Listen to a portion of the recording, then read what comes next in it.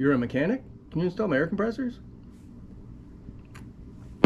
This dude at a car meet, he said he knows how to do it. Yeah, my homeboy's cousin works at the auto parts store. He's gonna help me out during his lunch break. My girlfriend's half-brother's step-uncle installed a stereo once in a Caprice when he was in high school. He's gonna hook me up.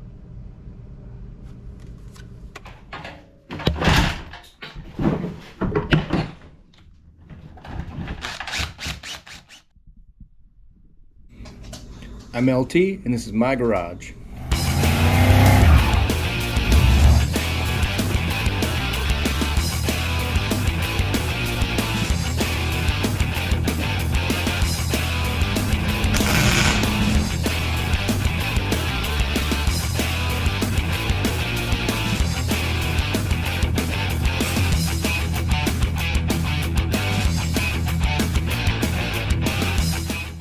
Alright, me and Missy are gonna go get some shop supplies before we get started on this next video.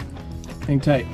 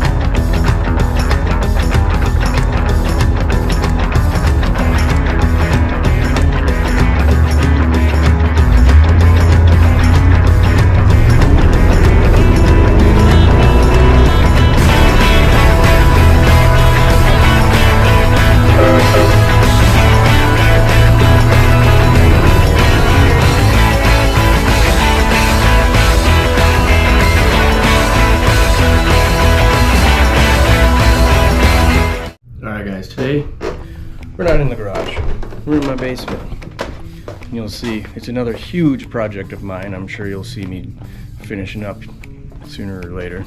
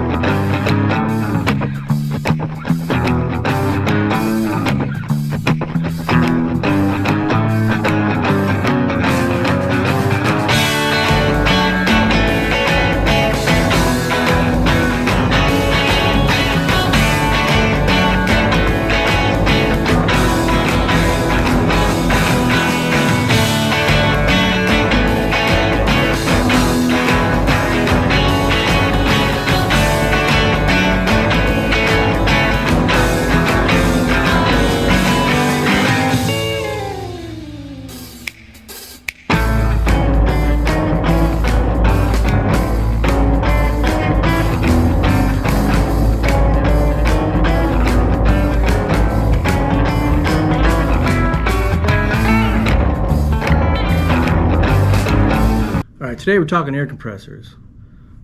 I'm going to kind of wire it up here on this board so you can get an idea of how I do it, how I'm going to be doing it in the Love. Every car is different, but I do kind of follow the same guideline for the most part as the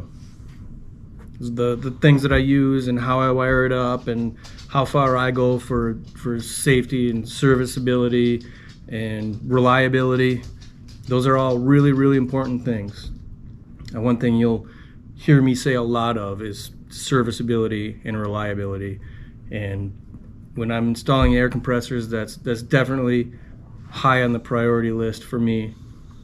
So I may even take some extra steps that a lot of people don't, but it makes me feel good about it. It makes me feel that I can count on my equipment and it's gonna work and it's gonna get my truck off the ground and home. So a few extra steps now is going to save a few extra steps walking home. So well, let's get started. These are the compressors I'm going to be using. They're Viair 444s. I'm using this two-way toggle switch. Obviously we're going to run pressure switch, but I also like to have a switch to cut it off completely. But in this case, I'm gonna wire it up so these compressors can be either on with constant battery power or keyed accessory, and not ignition, accessory, because accessory is gonna drop voltage out during crank, so all the voltage you have is gonna go towards that starter, and these compressors aren't gonna be sucking any of that up because they draw like 30-40 amps a piece, and that's a lot. The relays I use 40 amp Bosch style relays. This one is actually from Viair. I just kind of dug around in my drawer and I grabbed these for this little demonstration here. I'm going to use the circuit breaker. This particular one is 100 amp, and I'm going to run that from the battery. It's 4 gauge into the car to this little 4-gang fuse holder here, and this is kind of cool. Fuse blows, lights up, but either way, we're gonna run 4 gauge through this circuit breaker to this, and then individually from this to the relays to the compressors. Let's look at your project and decide where things are going to be mounted. In this case, we're going to call this a truck.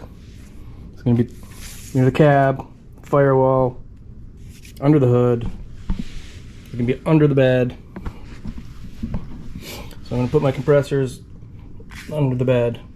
There'll be an air tank back here too, but we'll get into plumbing another day. In here, this will be my column. I got the key there, center console area, and my switch, fuse block, my relays, under the hood, and my circuit breaker, and obviously the battery. What I like to do is keep all electronics, pretty much anything I can, inside the cab, away from the elements, where it's dry, it's clean, I can get at it easily. Serviceability. So these relays I'm actually going to put in the center console with my switch and my fuses. I'm not gonna put them outside by the air compressors where they're just going to get beat up with rain and who knows what else. All right, we're going to start up front at the battery and the circuit breaker. Now your breaker or fuses need to be as close as possible to the battery, so you have the least amount of distance between your protection and the battery in case something were to compromise that wire, and all kinds of things can happen. Next step would be making a wire that goes from the battery to the circuit breaker. Now they make 4 gauge crimpers, sure, but I do it this way, or just smack it on the ground for all I care. The reason I don't care all that much, because we're going to end up soldering these.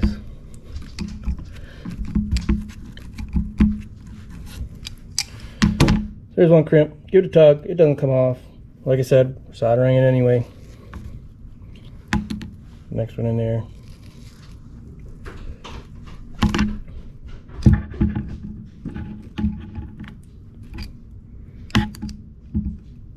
Fold it over itself.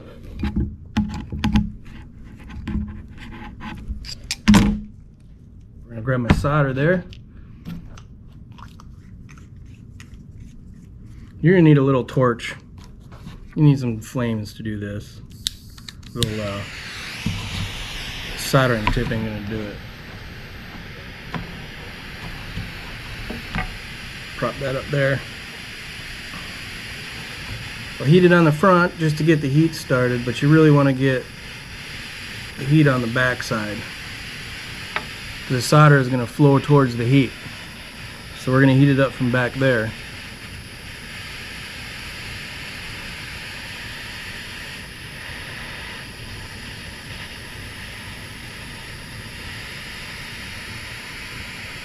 There it goes. And I'm just going to keep putting it in there until everything I see here is good soaked with solder.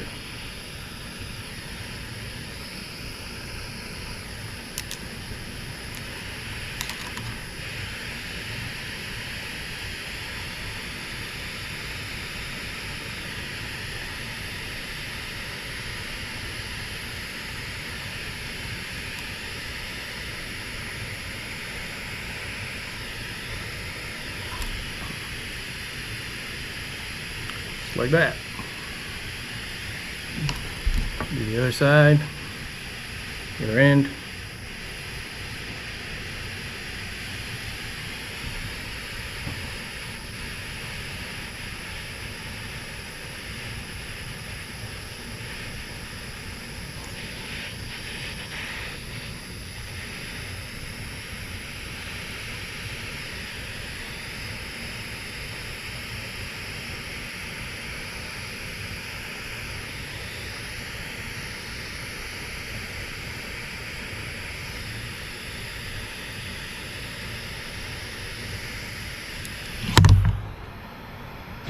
I'll do that.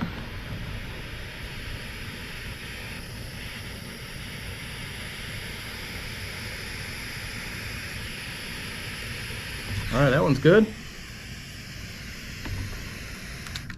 All right, after I got those soldered on there, I'm gonna split loom this wire. Just plastic loom. It's got a split down the center and all the way down. What I do is kind of open up that end. Just gonna start it on there. Now in this case, I'm gonna leave an inch or so, inch and a half here at the end. And basically what I do is shove that wire in that split loom all the way down until I get to as far as I want to go, which is the same length I left on the other end.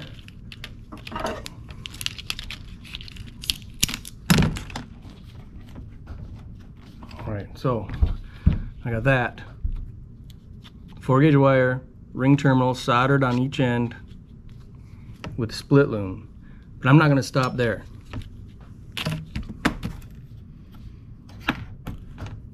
This is Tessa tape. I don't know if you can see in there. So it's good stuff. I got these on Amazon. They have this real heavy duty outside stuff, and then they have more of a cloth type for inside. And this stuff is really cool. It's really durable, and it looks good. So I like it. It's not the cheapest tape in the world, but like I said, you can find it on Amazon. I don't remember how much it cost me. I got like 10 rolls of them last time. But I'm gonna start on one end.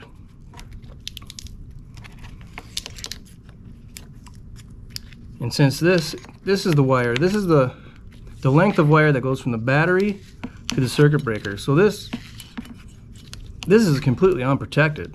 So I'm going to take the extra mile to protect this wire. And that's why I did the split loom. And that's why I'm doing this outdoor Tessa tape here. And I'm also going to zip tie this up to whatever factory harness is running from there. Make sure it's not hanging down and rubbing on things.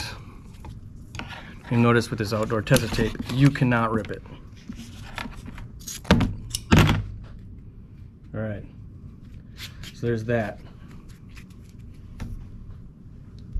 We got the red boots there.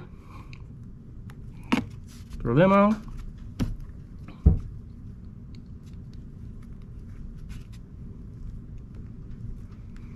There's that. So these are labeled battery and aux, your load. Battery's obviously going to go to the battery side.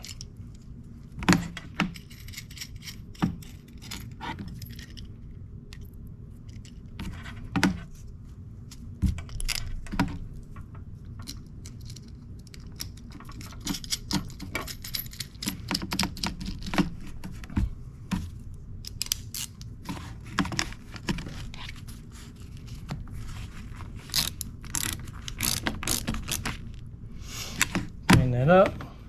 It's got a little rubber cap on, but I'm not going to stop with that cap there. I'm going to put a seam sealer on this. I suppose you could use silicone or something as well, but I keep silicone far away from my cars. It'll promote rust, get it on anything and try to paint, and it's just a pain. I don't like silicone by my car, so.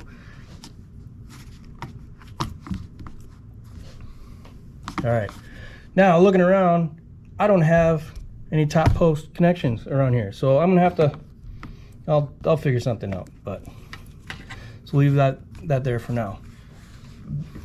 So now we got that mounted, got that wire made, and now we're gonna be looking at the firewall. The blue tape is our firewall, if you remember. And we're gonna be looking for a place to run the 4-gauge wire from our center console where our fuse block is gonna be. Run it through the car, through the firewall, to the circuit breaker. Depending on what you have, there might be a rubber grommet you can go through or whatever. If not, there's all kinds of them you can buy. I think this one will use this little plastic butthole grommet. It's a 3/4 inch hole. Drill your hole through there. I like to put some paint in the hole so it doesn't start rusting there. So assuming we drilled that hole, I'm gonna run my 4-gauge wire through that. Make sure I have enough distance to follow along factory wires safely. All right, once we got that figured out, got through the firewall, painted that hole, put the grommet in there. One step I like to do now is take that seam sealer or whatever, put it in there as well.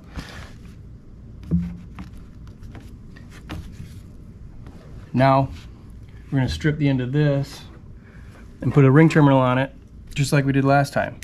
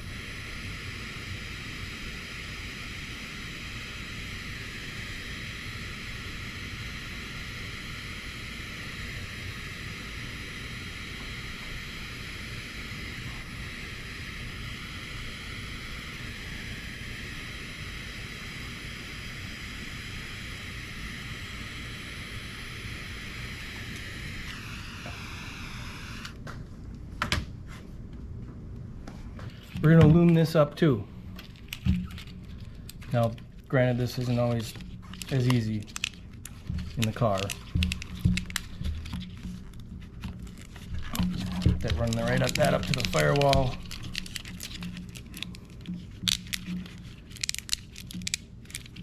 And same thing, I'm going to stop about 1.5 inches or so away from the end, trim it off. I'm going to go down as far as I can reach here with this tape.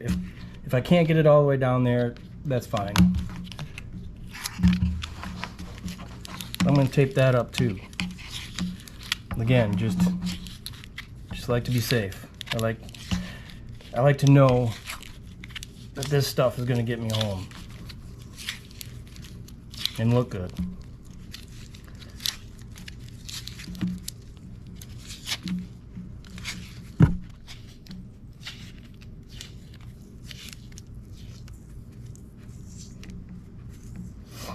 Another thing I like to do, you always see me end my tape somewhere where it's going to get held down by something such as such as this.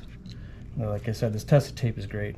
It doesn't really release on you like some crappy electrical tape. All right, now we got that in. Put that on our circuit breaker.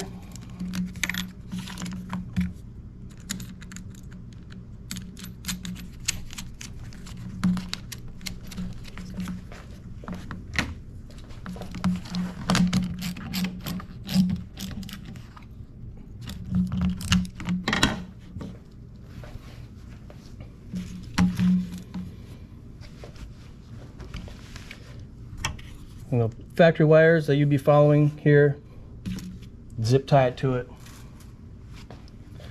Use some black zip ties. Get yourself a good pair of flush cutters that'll cut that flush.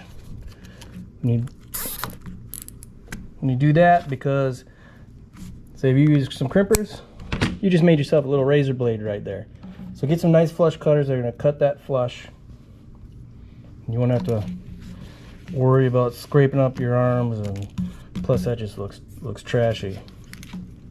Another thing I like to do is whenever you can see that the head of that zip tie, I like to rotate it around so you don't see that.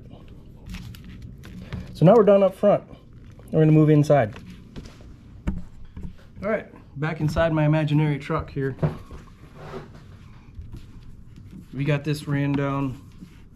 You're probably running down a sill plate, and then we're going in the console, so probably under the seat. This is all zip tied up real nice. It's not moving around. It's not getting rubbed on any metal or anything. We have our fuse block. We have that mounted. So now what we're gonna do is, again, we're gonna strip this wire and we're gonna solder a ring terminal on it.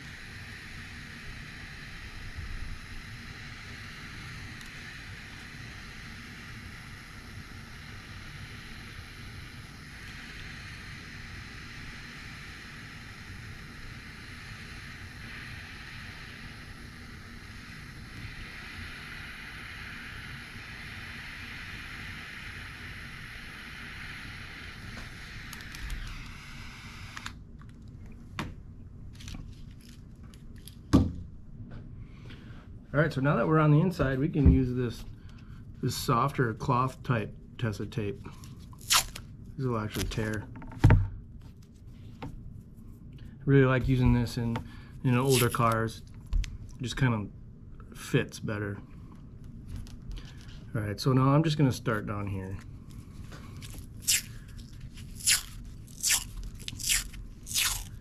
I like to wrap that all the way up, take it to the ring terminal. And on this one, I found this different kind of boot from, this is actually from something that I put in Marryellen. We're gonna put that on there.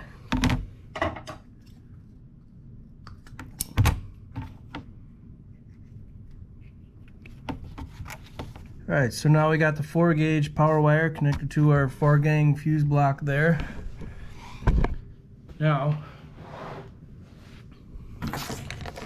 we know our 2 relays are going to go in our center console here, so I'm going to get started with those. First thing I like to do with these, since I do have 2 of them, just regular electrical tape. Just tape these bad boys together.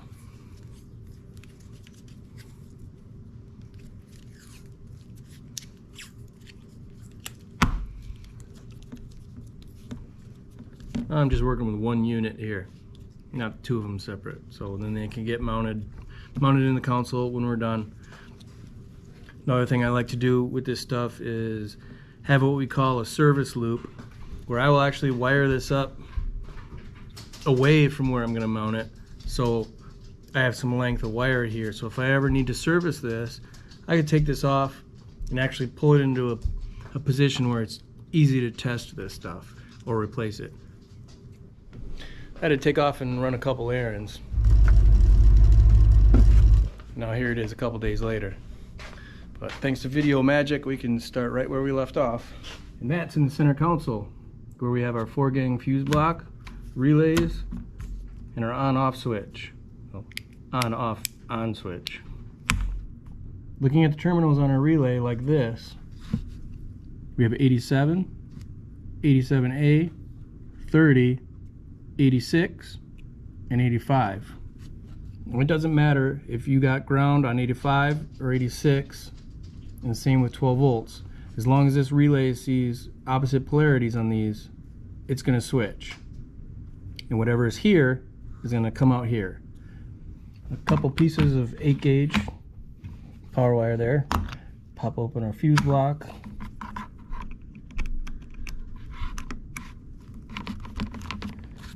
Connect those. So we have 2 compressors, 2 relays. And remember, I'm not going to mount this down and wire it that way. I'm going to hold it. So our 12 volts battery, I'm going 87. It's going to be on both of them.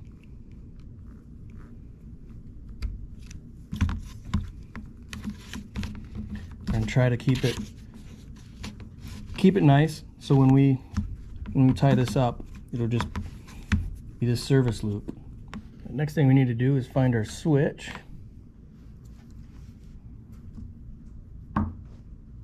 Wherever I put that.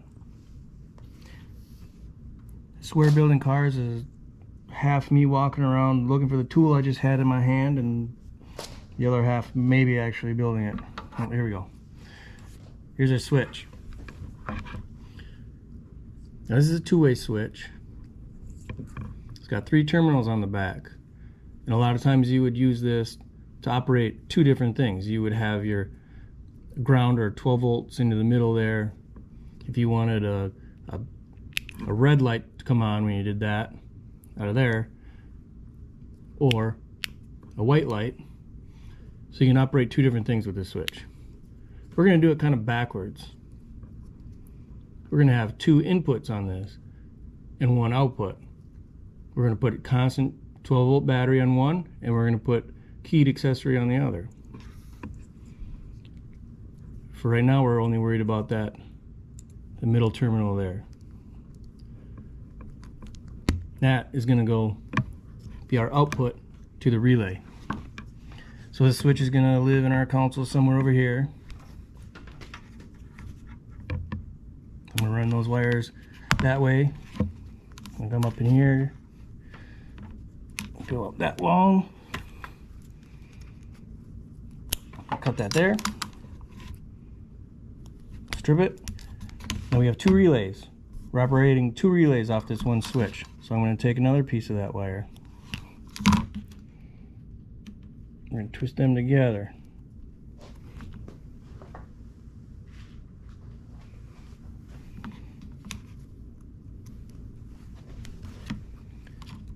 Crimp a female spade on it. Alright, so now we determined that our switch is going to go to 86 on these relays. There's one. I'm going to loop that around to the other one. Strip that.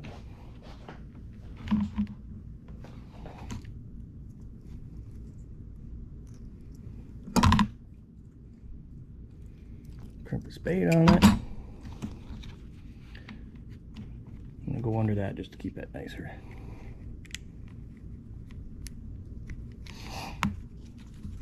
Alright, so we have our switch, we have our 12 volts. Now we're going to need to put a ground on here. And I'm going to do that the same way. Strip one. Strip another.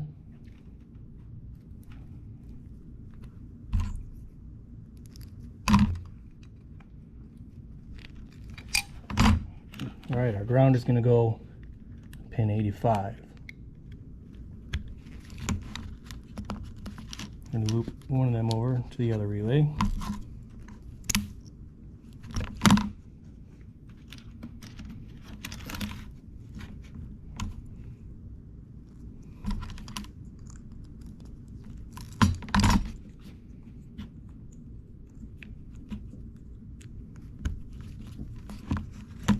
Alright, that ground, we're just going to follow those wires down there for now. We'll look at that in a little while. Now, our outputs to the compressors. So we got a bunch of 8 gauge here, long enough to go all the way out of the cab and back to where the compressors are mounted under the bed. Alright.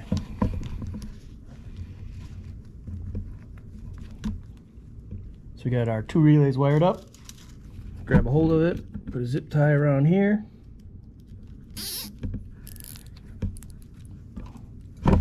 I said it before, I'm going to say it again. Flush cutters. They're going to cut that zip tie nice and flush. I'll show you the difference. If I were to just use the crimpers, try to get it as flush as I can, there's still a super sharp spot right there. There are flush cutters that are flat on one side. They're going to cut that off nice and smooth. Got some of the soft tested tape here. You tape it down to about where those wires are going to end up getting tied to something, clamped to something, whatever. We'll just say right about there. So now I have this. I can move this around. I can test those. I can replace these relays. But at the end of the day, I'm going to end up screwing those down, bolting them down, whatever. Next, what I'm going to do is work on the switch. So I got to apologize. I didn't realize my battery in the camera died when I was doing this. But on this switch, I ran this red wire from one of those terminals there down to our 4-gang fuse block and put it there. So now what we have on this fuse block is our 2 compressors and 12 volt constant for our switch. When my battery was dead, I also did this. At our ignition cylinder here, I found our accessory power and I soldered on this fuse holder and ran that down to our switch. So what I'm going to do is show you how I did that on a different piece of wire. I found my accessory wire by using this power probe. This just connects to power and ground, kind of like a multimeter test light. Supposedly computer safe. I do normally like to use a multimeter, but this will give you a really good idea of what I'm doing here. So on this ignition cylinder here, we're going to have a constant 12 volts ignition, accessory, starter.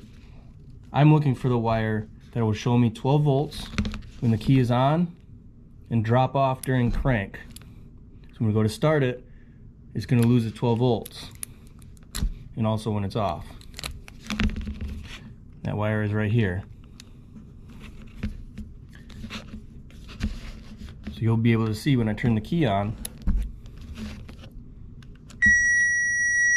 that goes positive, 12 volts. Off, 12 volts, off. The key's on, 12 volts. I'm gonna go to crank the car and crank the starter. You can see that that voltage drops off. And then back on when I let go of the key. A lot of times, accessory will also be on when you go backwards with the key. So that's the wire we're gonna use. And this is how I soldered this on. We'll use these wires. We'll say this is our accessory wire. This is our fuse holder wire. I'm gonna take my strippers. Gonna cut that. Go down a little bit. Cut that. And I have a razor blade somewhere.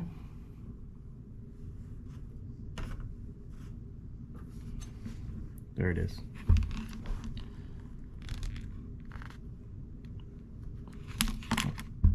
Cut the insulation off of there. So now that wire is opened up. Now what I like to do is take a pick tool or something. I'm just going to use this power probe. Open that wire up like that. Then I'm going to take my fuse holder wire. I'm going to strip about that much off of there. So I'm going to go in that hole and kind of follow it down with the factory wires there. And twist that all together like this. And then I'm going to solder that. And again, it's running with the factory wires. You don't want to do that. Solder that and tape it up like a T there. It looks crappy, and just don't do it. Keep it out all nice like that. Once that's soldered, tape it up. Put a zip tie on that whole bundle of wires. You'll have your fuse holder, and that'll be going down to the switch. And I already got that done. So moving on. I did end up having to extend that wire. That's why it's white. But that goes to the other terminal on our switch. So now what we have here is constant battery power, keyed accessory power, and our output to our relays.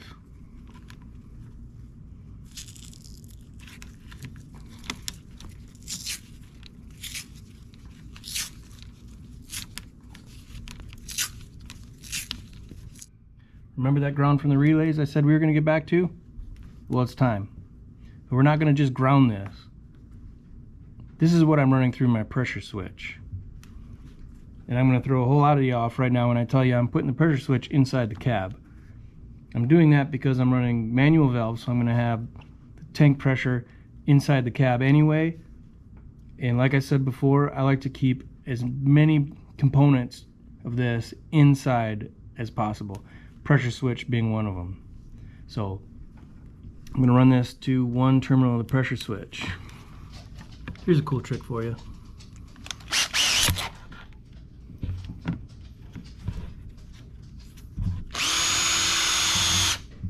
Now don't just let it go. Go in reverse a little bit. If you didn't do reverse there, it would just coil up on you.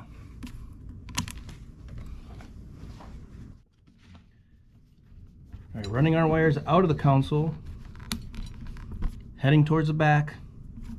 This is my B pillar. The reason that's important is because I know that it's nice and thick, it's strong, good place to run all my grounds to. So as I'm running these wires back to the compressors, I'm running by that B pillar. So I'm going to stop here. This is our ground that goes to the pressure switch, out of the pressure switch, into the relays. I'm going to ground that there. I'm also going to have two 8-gauge ground wires here that are going to my compressors. They're going to be grounded there as well, because again, I prefer to have connections like that inside the cab, away from the elements, nice, clean, dry. And a rule of thumb for grounds is you have to keep it as short as possible. With this 8 gauge, this is going to be great. We're just going to run this from inside the cab all the way to the compressors. We just got to solder some ring terminals on these guys, ground it to our B-pillar, run them and the power wires out to these.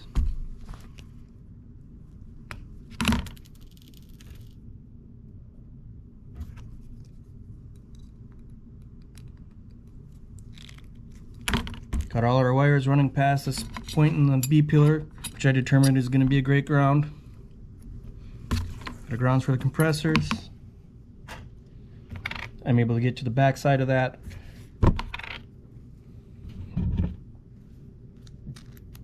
So I'll be able to do a through bolt on there. I know that right above this, there's a big opening in the pillar here. So I'll be able to reach in there and put this nut on there. Get that all snugged up.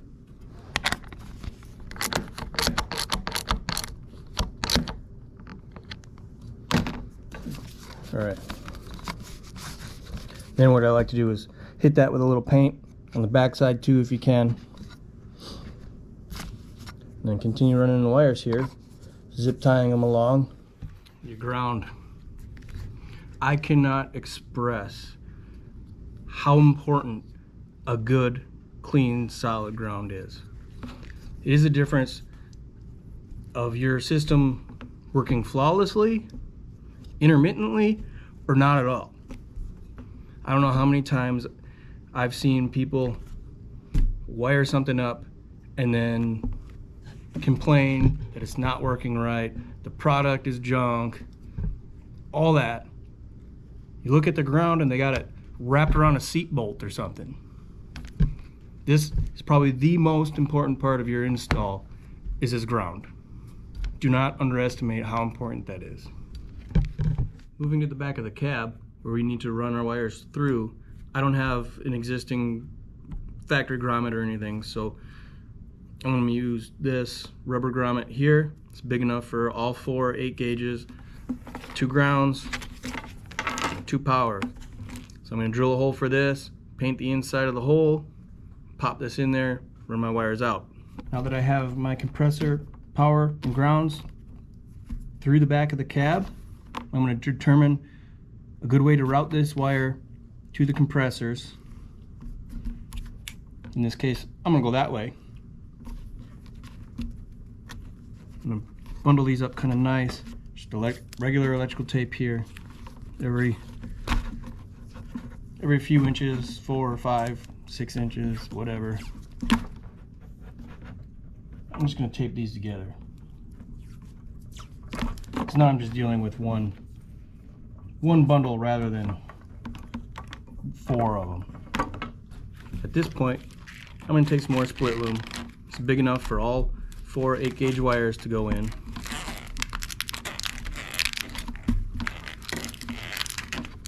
Right up to the firewall there, or that back of the cab, bulkhead, whatever you want to call it.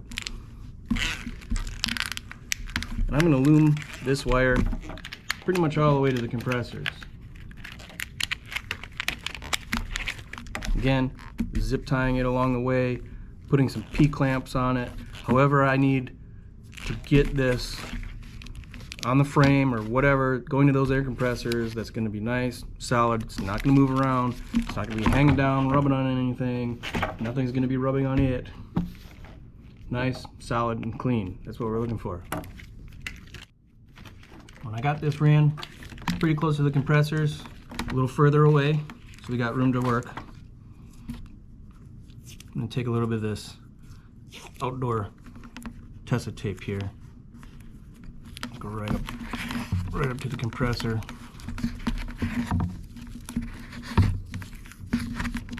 Give that some length there.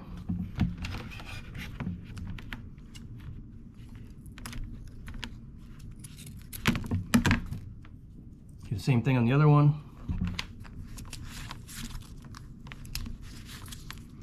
You're doing this if you want to turn a corner here. You turn it with the wires first, tape around it, it'll stay.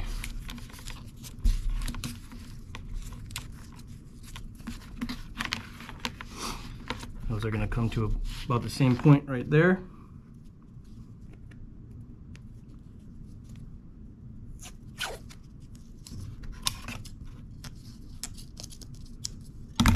I'm going to give it one wrap where they come together.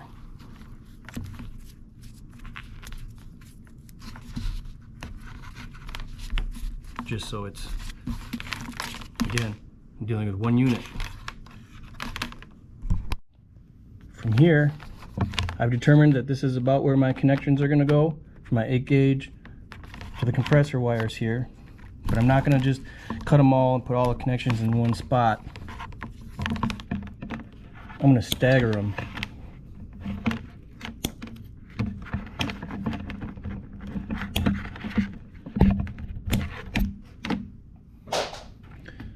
So that way it's going to keep this bundle smaller rather than having four connections in one spot, creating a big tumor here. So now I'll bring my 8 gauge wires to where I'm going to be connecting those. Got the split loom pulled back a little bit. Keep these nice. And I'm going to do one at a time, starting with the furthest one away. Get those other ones out of our way. Get out of here.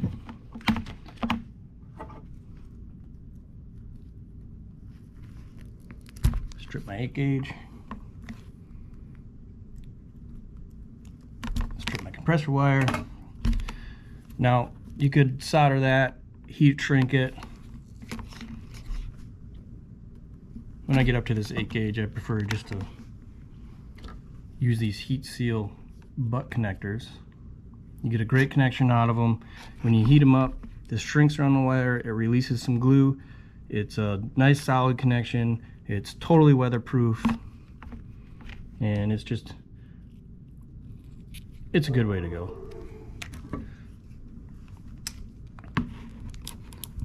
Crimp that, give that a tug.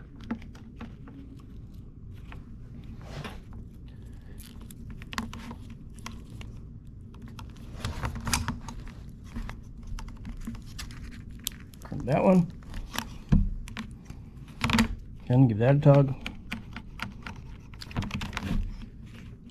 Now I usually do all the crimping first and then come in and shrink it, but I'll show you how I'm going to shrink it with my little torch here.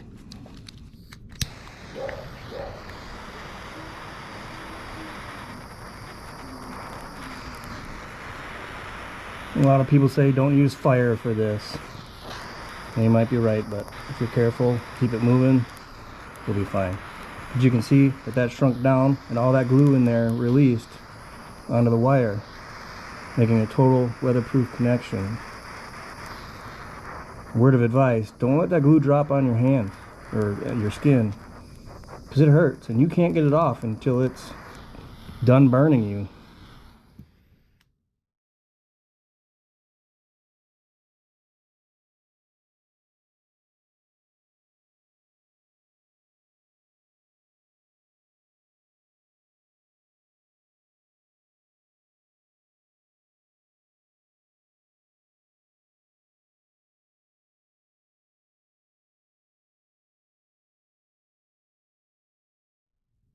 Right, now that I got this all loomed all the way up to about here, I'm just going to take a little tape, put it around that end, put it around here, put it around here where I actually had to extend that split loom a little bit. I'm using that outdoor Tessa tape. You can use zip ties. I like the way that outdoor Tessa tape looks. One thing you never want to do is just tape the whole thing over your connections. If you ever needed to get in here for any reason to test it or whatever, you're going to hate yourself if that's all taped up. If you do tape it up, tape it to here, skip the spot with your connections, and then tape the rest of it. What you can do then too is then add another piece from here to here, folding a little tab over, something where you can grab and pull that tape. And you can put a zip tie around that to keep it from coming off or whatever. So we have our compressors wired up, going inside the cab. Nice solid ground. Moving up to our fuse block, relays, our switch. Going up to the steering column, we have our accessory. Outside the firewall, circuit breaker. Up to the battery there, on the top posts I found. Looking at our compressors, our max amperage is 40 amps. I have a couple 40 amp relays here. Fuses, not a relay. So those are our compressors. As far as the relays and our constant battery power for our switch and our accessory wire, we're just going to put 5 amp in there.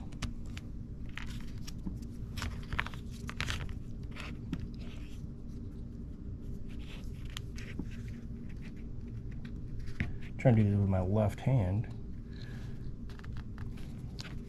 Alright, 5 amp in there.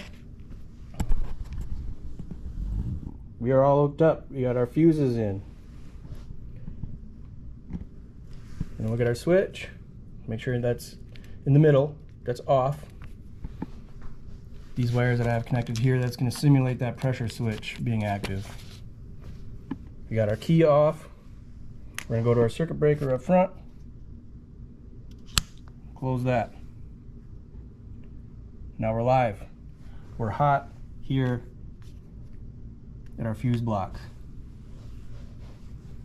So now we go to our switch, we turn it on to our constant 12 volt position. It's going to turn them compressors on.